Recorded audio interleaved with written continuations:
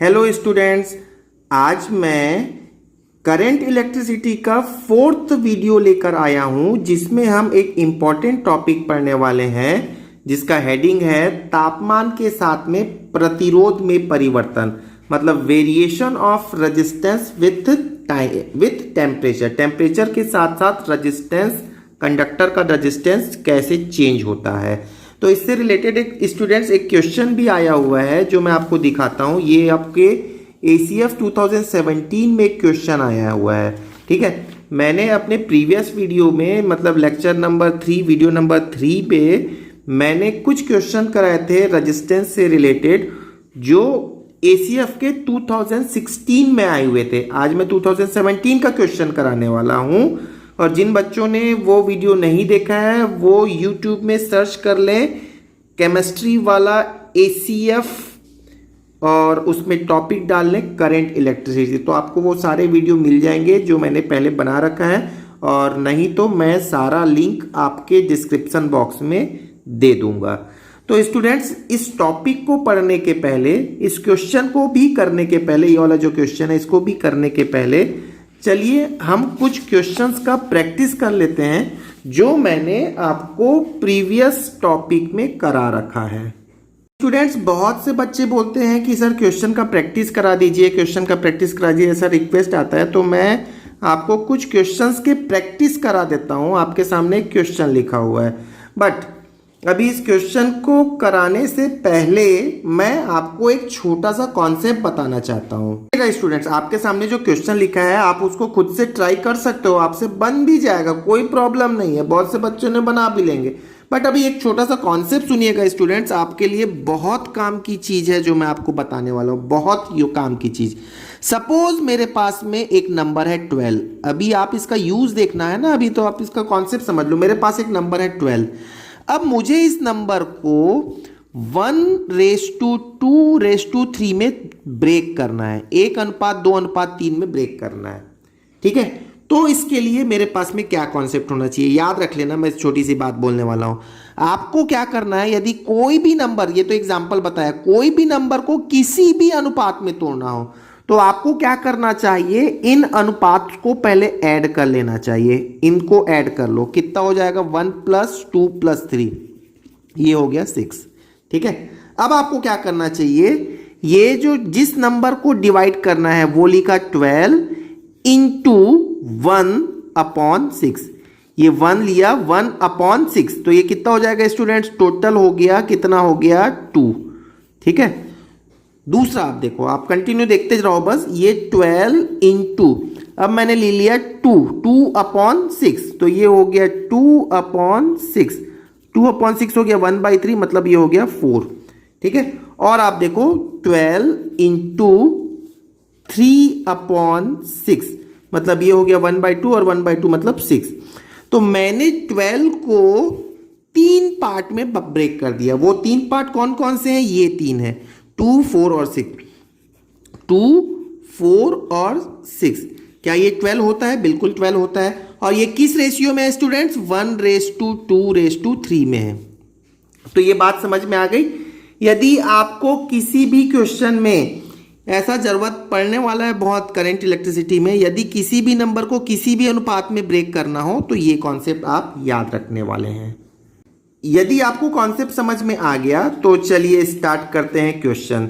ठीक है, अब आपको ये बताया था स्टूडेंट्स, याद होगा, सीरीज और पैरेलल में कौन बढ़ता है कौन सेम रहता है। तो एक बार रिमाइंड कर लेते हैं। यदि सीरीज की बात रहे तो करंट सेम रहता है, वोल्टेज डिस्ट्रीब्यूट हो जाता है, पोटेंशियल डिस्ट्रीब्यूट होता है। और यदि पैरेलल की बात करें तो पोटेंशियल सेम रहता है, करंट डिस्ट्रीब्यूट होता है। एनीवे, ठीक है, ये बातें सारी आपको बताई गई हैं, आप देख सकते हैं मेरा प्रीवियस वीडियो। अब ये क्वेश्चन देखते हैं। 3 रजिस्टेंस, जी मैं हिंदी और इंग्लिश दोनों कंबाइन करके बोल रहा हूं ताकि दोनों मीडियम के बच्चे समझ जाएं। 3 रजिस्टेंस 1 ओम, 2 ओम और 3 ओम को मैंने सीरीज में लगा कर रखा है। ठीक है, जिसके साथ 12 वोल्ट की एक बैटरी लगी हुई है। 2 ओम वाले रजिस्टेंस पर कितना पोटेंशियल ड्रॉप होगा। तो क्वेश्चन ये है मेरे पास स्टूडेंट कि मेरे पास में ये 1 ओम है, ये 2 ओम है और ये 3 ओम है। इसको मैंने सीरीज पे लगा रखा है और इसके साथ पे एक कितने वोल्ट की बैटरी लगी हुई है, 12 वोल्ट की बैटरी लगी हुई है। ठीक है, यहां मैं लिख लेता हूं 1 ओम है, यहां लिख लिया 2 ओम है और यहां लिख लिया 3 ओम है। अब आप देख लो, ये जो 12 है, 12 ओम की जो बैटरी लगी हुई है, सॉरी 12 वोल्टेज की जो बैटरी लगी हुई है, इसका कुछ पार्ट यहां ड्रॉप होगा, कुछ पार्ट यहां ड्रॉप होगा, कुछ पार्ट यहां ड्रॉप होगा। क्योंकि हमें पता है कि सीरीज में वोल्टेज डिस्ट्रीब्यूट होता है, करंट सेम रहता है। ठीक है, तो अब देख लो आप क्या याद रखने वाले हैं। मैंने तो अभी बताया कि ये जो 12 वोल्टेज है ये 1:2:3 में बट जाएगा। 1:2:3 में ये जो 12 है ये बट जाएगा।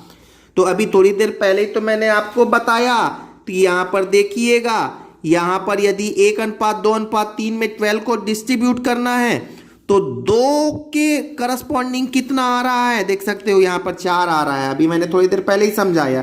ठीक है, तो यही बात है, ये जो 12 वोल्टेज जो है इसका कुछ पार्ट यहां ड्रॉप होगा, कुछ यहां ड्रॉप होगा, कुछ यहां ड्रॉप होगा। तो किसका किसका कितना कितना ड्रॉप होगा तो देख सकते हो आप, यहां पर देख लो, जो यहां पर 1 आया, 1 के करस्पॉन्डिंग कितना ओम कितना वोल्ट आ रहा था स्टूडेंट्स, 2।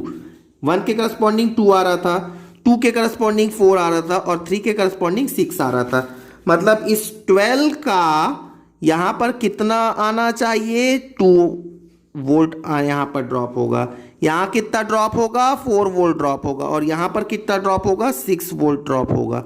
क्लियर हो गया क्या बात। तो यही बात आपको हमेशा लर्न करके रखना है, बहुत जरूरत पड़ती है। क्या याद करोगे, देखो यदि आप ऐसा बोलोगे V = IR होता है, ओम्स लॉ यही तो होता है। तो जितना ज़्यादा रेजिस्टेंस होगा उतना ही ज़्यादा पोटेंशियल ड्रॉप होगा। तो देख सकते हो ये 3 ओम सबसे बड़ा रेजिस्टेंस है यहाँ पर, तो 3 ओम में 6 वोल्टेज ड्रॉप हुआ है, 2 ओम में 4 वोल्टेज ड्रॉप हुआ है और 1 ओम में 2 वोल्टेज ड्रॉप हुआ है। तो फिलहाल क्वेश्चन के अकॉर्डिंग यदि बात करें तो क्वेश्चन में पूछा है हमको 2 ओम वाले में, तो 2 ओम वाले में कितना पोटेंशियल ड्रॉप होगा, 4 वोल्टेज ड्रॉप होगा। क्लियर हो गया स्टूडेंट। अभी इसी क्वेश्चन को सुनिएगा, इसी क्वेश्चन में या इसी डायग्राम में मैंने नीचे क्वेश्चन लिखा है, current of the circuit is, इस सर्किट में कितना करंट फ्लो होगा। तो करंट के लिए मेरे पास में ये देखो, करंट के लिए क्या हो पता है, I = V/R। यदि आपको V पता है, R पता है तो आपका आंसर आ जाएगा। V कितना है स्टूडेंट्स, V आपको दिया हुआ है 12 वोल्ट, तो ये 12 वोल्ट लिख लिया। R कितना है स्टूडेंट्स, अब R एक तो नहीं है, रजिस्टेंस तो एक नहीं है, 3 है। तो इस 3 रजिस्टेंस का आपको परिणामी मतलब इक्विवेलेंट निकाल लेना चाहिए। कितना हो जाएगा इक्विवेलेंट, अब ये सीरीज में है, सीरीज में तो सीधे सीधे जुड़ जाएंगे, तो 3 और 3 6। मतलब कितने एम्पियर का करंट फ्लो हो जाएगा स्टूडेंट्स, 2 एम्पियर का फ्लो होगा। तो यहां से 2 एम्पियर का करंट फ्लो होगा और वो पूरे सर्किट में एक ही रहेगा। मतलब 1 ओम में भी 2 एम्पियर फ्लो होगा, 2 ओम में भी 2 एम्पियर फ्लो होगा। तो यहां पर आंसर फिर मेरा कितना आ जाना चाहिए, ये 2 एम्पियर का करंट फ्लो होना चाहिए। तो नेक्स्ट प्रॉब्लम आपके सामने रखा हुआ है स्टूडेंट्स, आप चाहें तो वीडियो को पॉज करें और खुद से ट्राई कर सकते हैं। बहुत ही आसान क्वेश्चन है आप, लेकिन इस क्वेश्चन को बताने के पहले, आपको सॉल्व करने के पहले एक बात मैं बता देता हूं। यदि 2 रेजिस्टेंस जो सेम है, R और R यदि पैरेलल में रखे हों तो उसका इक्विवेलेंट कितना होता है, R/2। और एक मैंने लिखा R और R/N, यदि ये भी पैरेलल में है तो इसका इक्विवेलेंट क्या होता है स्टूडेंट्स, R/N+1। ये बात भी मैंने प्रीवियस वीडियो में बता रखा है। तो चलिए क्वेश्चन देखते हैं। आपको क्या बताना है, इक्विवेलेंट रेजिस्टेंस मतलब परिणामी प्रतिरोध बताना है आपको ए और बी पॉइंट के बीच में। तो स्टूडेंट्स यहां पर देखना, टर्मिनल आपके ए और बी टर्मिनल है और यहां से आप वायर को देखोगे तो ये एक वायर है और इसके साथ में ये बीच बीच में जो पैरेलल में रखा लगा हुआ है। ठीक है, तो आप यहां से स्टार्ट करें। देखो यहां से ये क्या अलग अलग वायर दिख रहा है क्या आपको, नहीं, एक ही वायर है। यदि एक ही वायर है मतलब ये किस में है, सीरीज में है। तो देखो चुटकियों में सॉल्व होता है, आपको विद इन सेकेंड में सॉल्व होगा। देखो 4 और 2 सीरीज में है, तो 4 और 2 का क्या हो जाएगा, 6 हो जाएगा। 4 और 2 का 6 सीरीज में। अब देखो 6 और 3 ये कौन से में होंगे स्टूडेंट्स, पैरेलल में होंगे। अब पैरेलल में 6 और 3 पैरेलल में है, तो देखो ये हो गया r और ये हो गया r/2, मतलब 3 को मैं 6/2 लिख सकता हूं ना। तो r/2 का क्या होता है, r/3 होगा, मतलब 6 3 का क्या हो जाएगा स्टूडेंट, 2 हो जाएगा। तो देखो 4 और 2 का 6 और 3 ये मिलकर कितने बना लेंगे, 2। अब ये 2 इसके साथ में कितना हो जाएगा, मतलब इतने का हो गया आपका 2 इसके साथ में क्या रहेगा स्टूडेंट, सीरीज में होगा। देखो यहाँ पर 2 आ गया। अब ये सीरीज में हो गया। 4 और 2 का फिर से कितना हो गया, 6, और 6 और 3 का अगेन 2, और 2 और 4 का कितना हो जाएगा स्टूडेंट्स, 2 और 4 का 6 हो जाएगा। तो 6 ओम आपके पास में आंसर में है क्या, ये आपका आंसर हो जाएगा।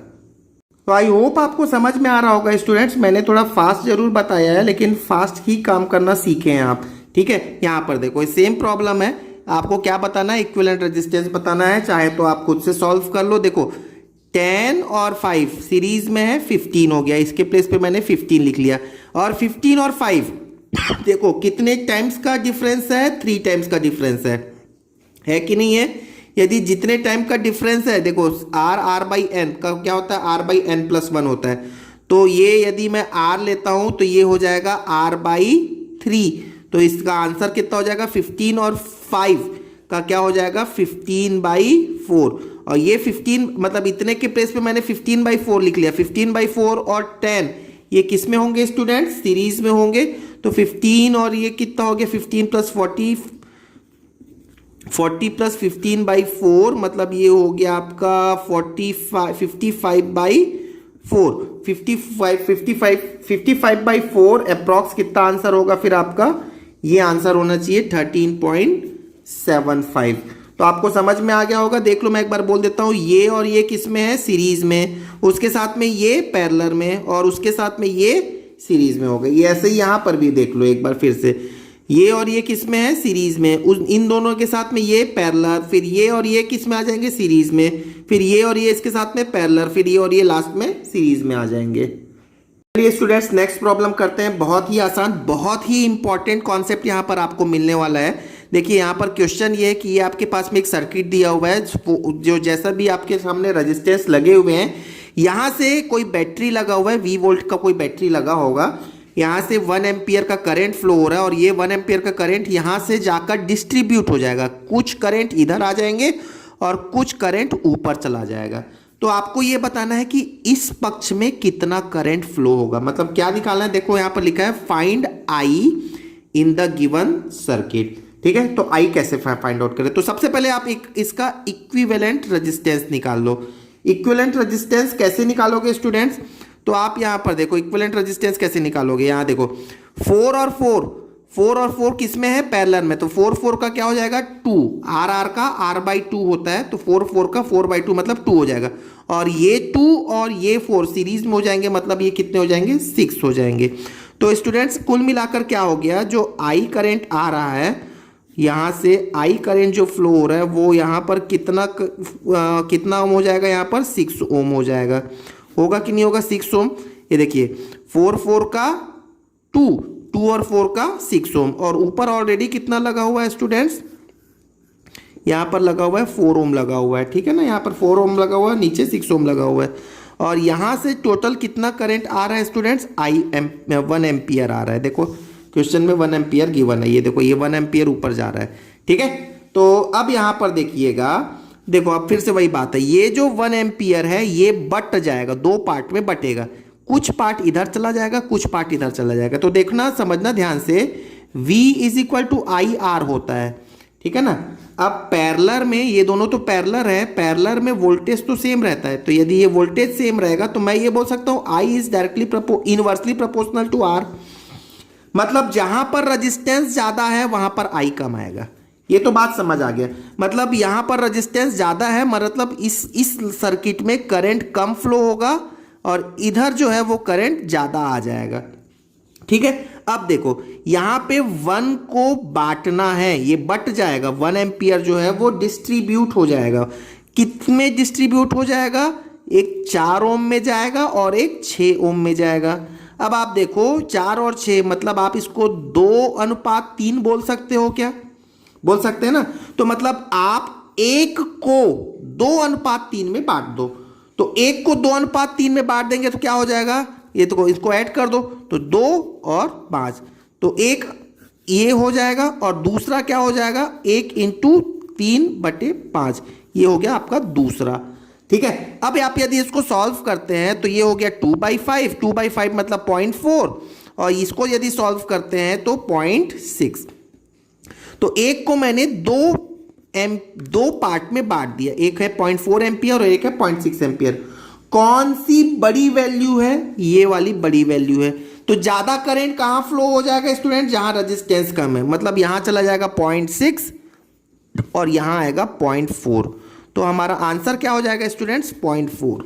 तो समझ में एक्चुअली पर्पस ये था कि आपको ये बताना है कि अनुपात को हम कैसे, अनुपात से कैसे डिवाइड करते हैं किसी नंबर को। आई होप आपको समझ में आ रहा होगा। अब मैं आपको जो आज का स्पेशल टॉपिक है, अब मैं उसमें बात करता हूँ। कुछ क्वेश्चंस की प्रैक्टिस हमने कर लिए हैं। अभी देखिएगा, बहुत ही सिंपल है स्टूडेंट्स। तापमान के साथ प्रतिरोध में परिवर्तन, टेम्परेचर के साथ साथ रेजिस्टेंस में क्या फर्क पड़ता है? तो टेम्परेचर यदि बढ़ाते हो तो किसी कंडक्टर का रेजिस्टेंस हमेशा बढ़ता है। ये मैंने अपने प्रीवियस वीडियो में भी बता रखा है। तो टेम्परेचर बढ़ाओगे तो कंडक्टर का रेजिस्टेंस बढ़ेगा। ठीक है, अब यहां पर मैंने एक फॉर्मूला लिख रखा है, RT = R0 1 + alpha delta T. मतलब डेल्टा टी का मतलब क्या है? Temperature difference. मान लो 5 डिग्री है सेंटीग्रेड अभी टेम्परेचर, और 8 कर दिया तो टेम्परेचर डिफरेंस कितना आ गया? 3 डिग्री। तो 3 डिग्री का यहां पर डिफरेंस आया। तो ये डेल्टा टी, ये वही चीज है। समझ में आया क्या? अब R0 क्या है?